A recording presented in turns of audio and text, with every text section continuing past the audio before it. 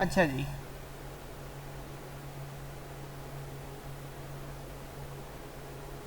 क्या बात है जी, मेरे पास प्रोडक्ट, सबसे पहले आपने ऐड करनी है प्रोडक्ट की प्राइस, ठीक है जी, या सॉरी प्राइस नहीं, सबसे पहले आपने ऐड करना है प्रोडक्ट का नेम। मैं क्या प्रोडक्ट बेचने लगा हूँ, मेरी प्रोडक्ट है पेन, PEN, पेन, खूबसूरती के लिए मैं लाइन छोड़ देता हूँ, पेन। अब यहाँ पे मैंने इसकी लिखनी है क्या चीज़, सबसे पहले लिखनी है कि सेलर वैल्यू कितनी है। लेट से कि इस पेन की जो सेलर वैल्यू है वो है 350 रुपये, अज्यूम कर रही है। अब मैंने अपनी लिखनी है प्रोडक्शन कॉस्ट, ठीक है जी, प्रोडक्शन कॉस्ट। प्रोडक्शन कॉस्ट कितनी है, पेन मुझे कितने का बना है जी, 120 रुपये का मैंने बनाया है। और इसके ऊपर मैंने लिखनी है अपनी सेलर वैल्यू। सेलर वैल्यू इस पर मेरी कितनी आई है जी, 30 रुपये मेरी सेलर वैल्यू आई है, ठीक है जी। तो मैंने मालूम करनी है मेरी सेलर कॉस्ट। मैं प्रेस करूँगा, लिखूँगा अपने कीबोर्ड पे is equal to, seller cost बराबर थी प्रोडक्शन कॉस्ट जमा सेलर वैल्यू के, 120 जमा का निशान लगाया 30, एंटर कर दिया। क्या आया जी आंसर, 150।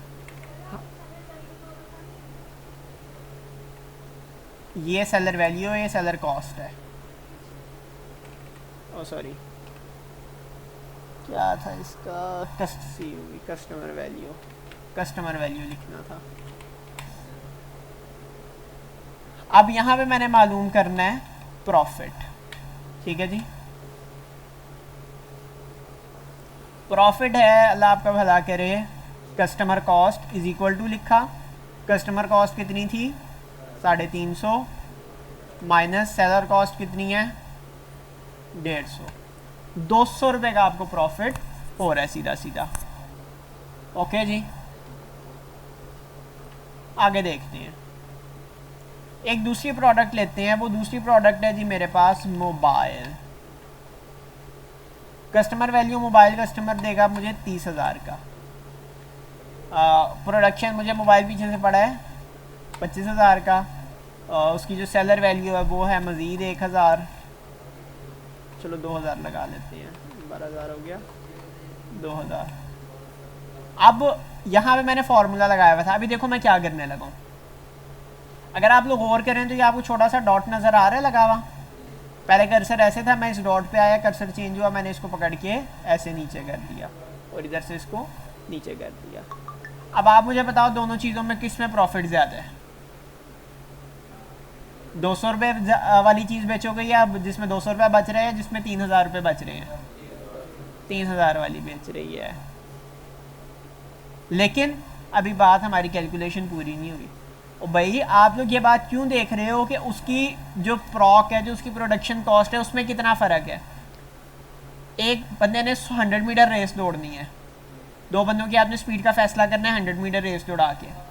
एक बंदा है वो 0 मीटर पे खड़ा हुआ है, एक बंदा है 50 मीटर पे खड़ा हुआ है, पहले आगे कौन सा बंदा पहुंचेगा।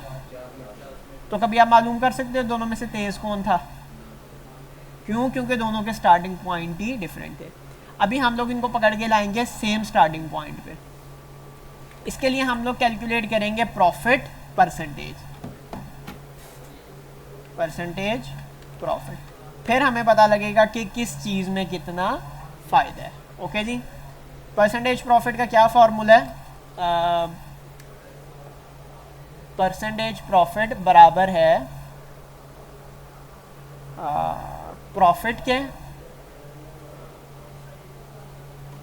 डिवाइडेड बाय आपकी जो सेलर कॉस्ट आई थी, इस सारे को मल्टीप्लाई कर देना है 100 से। इसका स्टाइल ज़रा सा चेंज कर देता हूँ लिखने का, जिससे आपको आसानी हो पढ़ने में।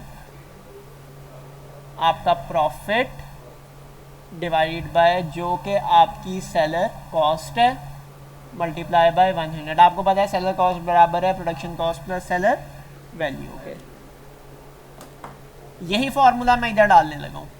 मैं लिखूँगा इज इक्वल टू, आपको प्रॉफिट कितने का हो रहा है 200 का, डिवाइड किससे कर देना है सेलर कॉस्ट से। ये डिवाइड का सिंबल होता है, ये हो गई जी सेलर कॉस्ट।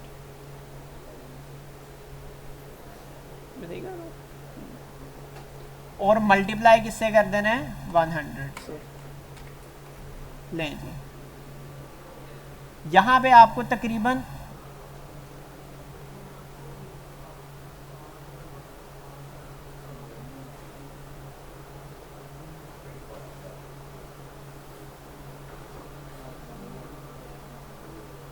हाँ ठीक किया, आपको तकरीबन 133% का प्रॉफिट हो रहा है। इसके बरक्स हम नीचे वाले को मालूम करते हैं, इसको मैं सिंपली इधर से ऐसे कर दूंगा, तो यहाँ पे आपको 11% का प्रॉफिट हो रहा है। आप बताओ कौन सी चीज़ बेचोगे? क्यों? उसका परसेंटेज प्रॉफिट ज़्यादा है, या दूसरे लफ्ज़ों में उसका प्रॉफिट रेट ज़्यादा है। प्रॉफिट को कभी भी रुपयों में नहीं देखते, हमेशा उसको परसेंटेज में देखते हैं कि किस प्रोडक्ट पे आपको कितने परसेंट प्रॉफिट हो रहा है। 9% से ऊपर प्रॉफिट सारे के सारे एक्सेप्टेबल होते हैं, ठीक है जी। यहाँ पे आपको 133% प्रॉफिट हो रहा है, यानी दूसरे लफ्ज़ों में आपने 150 रुपये की इन्वेस्टमेंट की, 350 की चीज़ बेची, 200 रुपये आपको बच गया। वहाँ पे आपने 30,000 रुपया बेचा, 27,000 रुपया आपका लग गया, पीछे बचा आपको 3,000। आप 3,000 को देख रहे हो, ये भी तो देखो 27,000 लग रहा है। अगर ऐसा करूँ मैं, यहाँ से अब देखो मैं एक वैल्यू चेंज करने लगा हूँ, मैं कस्टमर वैल्यू चेंज करता हूँ। अब प्रोडक्ट की प्राइस गिर गई है, 100 रुपया हो गई है, मनफी 33% आपको प्रॉफिट हो रहा है। ये मैंने फॉर्मूले लगाए हुए, इसलिए सारा कुछ ऑटोमेटिकली होता जा रहा है, ठीक है। बेसिक सा एक्सेल इतना आप लोगों को यूज़ करना चाहिए। लो जी, सीज़न आया, मास्क की बात अगर करें तो इसको मैं 350 वापस कर देता हूँ। इधर मेरी नई चीज़ है जी मास्क। अगर आप होलसेलर हैं तो आप एक वैल्यू सेट कर लें कि आपने कितने में वैल्यू लिखनी है। 1000 पीसेस की बात करनी है, रिटेलर है तो 1 पीस की बात करेगा, होलसेलर है तो 100 पीस की बात करेगा। उस हिसाब से ये आपने अपने जहन में एक सेट कर लेना है। ये मैं 100 पीस की बात कर रहा हूँ, 1 पीस की बात कर रहा हूँ, 1000 पीस की बात कर रहा हूँ, 10 पीस की बात कर रहा हूँ, ये आपने अपने जहन में सेट कर लेना है।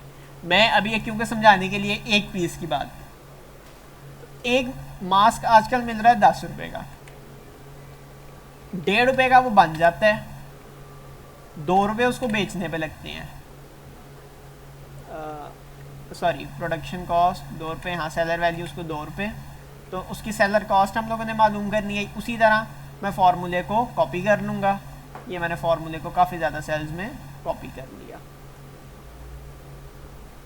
ओके जी, यहाँ पे आप देख सकते हैं कि आपको 185% प्रॉफिट हो रहा है, 185% प्रॉफिट हो रहा है, यानी तकरीबन दुगने से भी ज़्यादा आपको प्रॉफिट हो रहा है। 2 रुपये का आपको पीछे 3 रुपये का मास्क पड़ रहा है, 6.5 रुपये आपको निकल सीधा सीधा बच रहा है। ये ना देखो कि वहाँ पे 2000 बच रहे हैं, यहाँ पे तो मुझे एक मास्क के पीछे 6 रुपये बच रहे हैं। तो ये देखो आपको शुरू में कितने लगे। तो आप एक मास्क अगर लोगे, आप किसी को एक मास्क तो नहीं बेचोगे, बड़ा भी बेचोगे, 100 पीस बेचोगे, यानी कि 100 पीस का क्या मतलब है, एक 10 रुपये का है तो 10 मल्टीप्लाई बाय 100 1000 हो गया। इसको भी मैं 1000 से अगर मल्टीप्लाई करूँ, 100 से सॉरी मल्टीप्लाई करूँ तो ये हो गया 150, इसको 100 से मल्टीप्लाई करूँ ये हो गया 200। तो यानी आपको 350 रुपये लगा के पीछे 650 रुपये बचेंगे, यानी 300 रुपये आपने दिया, 600 रुपये आपको बच गया। क्या ये बात अच्छी नहीं है? 1000 रुपये जो कि आप इजीली इन्वेस्ट कर सकते हो, बरक्स इसके कि आप 27,000 रुपये लगाओ और उसमें से 3,000 बचो। भाई 27,000 रुपये लगाया भी तो है, आई बात की समझ।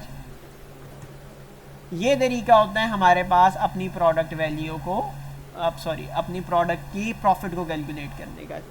ओके, अगर मैं एक और प्रोडक्ट लेता हूँ, कौन सी प्रोडक्ट लें जी, हम लोग टेबल ले लेते हैं।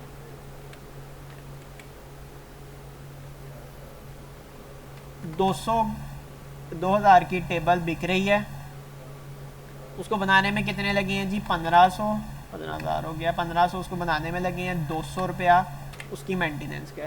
तो आपको प्रॉफिट पीछे से कितना हो रहा है, 17%। ठीक है जी, प्रॉफिट आपका कितना है पीछे से, 17%। 300 रुपये का आपका प्रॉफिट है, 17% आपका प्रॉफिट है। तो ये बात हमारे लिए एक्सेप्टेबल नहीं। ओके जी,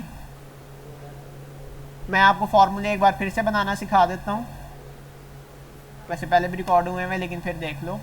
सेलर कॉस्ट में आपने इन दोनों को जमा कर देना है, इज इक्वल टू लिखा अपने कीबोर्ड से 120 जमा 30। आपके कीबोर्ड पे ये सारे के सारे निशान होते हैं। एंटर। प्रॉफिट के लिए इज इक्वल टू, इसको माइनस कर दिया इसमें से, एंटर। प्रॉफिट मार्जिन आपने मालूम करना है या परसेंटेज प्रॉफिट मालूम करना है, इज इक्वल टू कितना प्रॉफिट हुआ है आपको डिवाइडेड बाय कितनी आपकी कॉस्ट आई है। ये जो ऐसे स्टार का सा हैश का स्टार का निशान नहीं होता, ये मल्टीप्लाई का सिंबल होता है, मल्टीप्लाई कर देना है 100 से। और उसके बाद अगर आप यहाँ पे और करें तो ये देखो छोटा सा सिंबल नज़र आ रहा है ना, ये डॉट सा, इस डॉट को पकड़ के आप आगे कर दोगे तो मेरे पास नेक्स्ट इसी तरह ये आगे आगे करते गए